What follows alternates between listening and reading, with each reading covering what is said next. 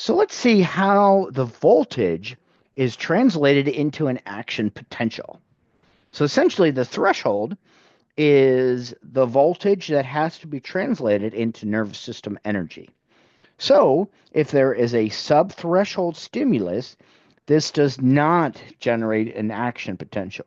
Instead, it's going to generate a graded potential. So it's important that you remember that graded potentials are subthreshold. However, if it does reach threshold, the stronger the stimulus, the more frequently the action potentials are generated. So both of these would be action potentials. Now, we would think that perhaps a difference between two action potentials might be the amplitude, but that's never the case. Every action potential has the same amplitude. So you can see that both the action potential that's on the left right here and the right both go to positive 30 millivolts. It never changes. So all action potentials are the same, they're alike, and independent of the stimulus intensity. So if there's a stronger stimuli, it does not generate an action potential with a higher amplitude. Instead, it generates more action potentials than weaker stimuli. And how this is translated into the central nervous system is that the central nervous system is going to discern stimuli intensity by the frequency of the impulse transmission. So the signal is going to get to the CNS faster. Important parts of the action potential are what are called refractory periods. These are time periods once the sodium gates are open until they return to the resting state.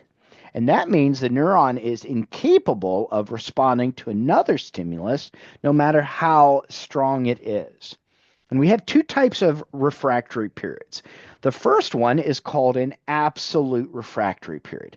This means that there's absolutely no chance of an action potential occurring. So the sodium gates have to be back into their resting state in order to be responsive. During this time period shown in this light green color, the sodium channels are unresponsive. So the refractory period is the time from the opening of the sodium channels until they reset back to the resting state. So the absolute refractory period is going to ensure that each action potential is separate, and it enforces one-way transmission of nerve impulses. And most large diameter axons have an absolute refractory period of 0.4 seconds. So in the next slide, we're going to talk about the second refractory period, which is the relative refractory period. So the relative refractory period means that another action potential could occur, but it's going to require a very strong stimulus. So it's the interval following the absolute refractory period. Most sodium gates are closed, potassium gates still open, and so it's the time during repolarization and hyperpolarization. But if the threshold level is elevated, only very strong impulses, stronger than usual stimuli, can generate an action potential, leading to opening of sodium gates. So it is possible that another action potential could occur right here where I've drawn this black line.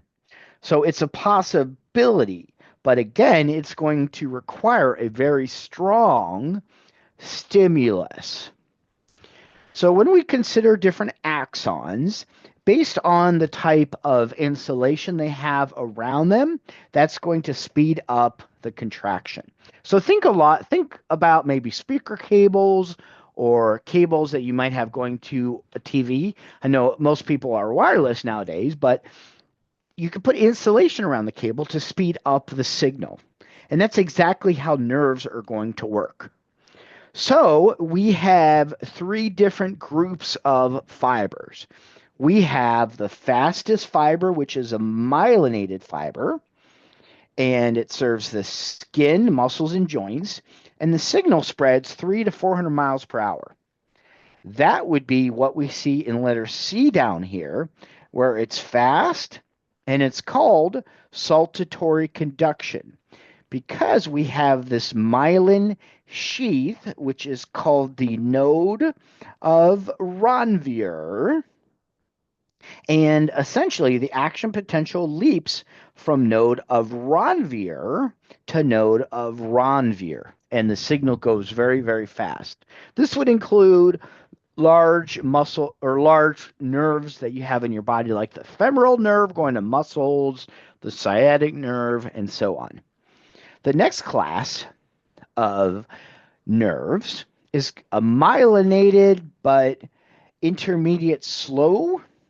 So it's not as myelinated, and it serves as autonomic motor from the central nervous system to ganglia, and it only goes about 40 miles per hour. So this would be one of those examples. I realize it says non-myelinated here, but it could be non-myelinated or slightly myelinated. So that slight myelination still allows for a little bit of a faster signal, but certainly much, much slower than 400 miles per hour. And then we have the smallest nerve fibers, which are unmyelinated, and they serve autonomic motor fibers from the ganglia to the heart, smooth muscles, and glands, where there's not a great distance that they have to travel. So they're only about 2 miles per hour. So the top one is 2 miles per hour. The middle one is 40 miles per hour. And the bottom one is the fastest at 400 miles per hour. And again, that's called saltatory conduction, whereas the extreme opposite of that is where there is no myelin, and it's called continuous conduction, where there's no myelin. So there's certain things that can impair the conduction of the signal, things that would block the action potential, and it would be things like alcohol, sedatives, anesthetics, or things that interrupt blood flow or interrupt oxygen delivery to neuron processes. So the two major factors that are going to affect the conduction velocities of axons are axon diameter. So the larger the diameter, the faster the impulse, so less resistance. To give you an example of that, let's look at two different axon diameters. We have one here and one here. Obviously, the one on the left is going to have a much greater diameter than the one on the right. So when we look at the electrical signal inside the axon, we can see that there is less resistance than the one on the right. We know that like charges are going to repel. So all of these negative charges are going to repel each other for more resistance. So that's one very important factor to know is the axon diameter. The second factor is that of the myelin sheath. So it's saltatory conduction, but if we have no myelin, it's unmyelinated, and it's called continuous conduction. So in our next slide here, we can see the saltatory conduction. These red arrows are showing action potentials leaping from node of Ranvier to node of Ranvier. So there's an area of polarity reversal called the node of Ranvier because of the myelin sheath.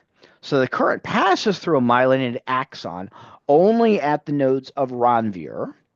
And again, it's due to voltage regulated sodium channels, which are concentrated at these nodes. So the action potential is triggered at the nodes and jumps from node to node or leaps. And again, that's what the word saltatory means, is to leap. If we have no myelin, though, in unmyelinated axons, we have continuous conduction.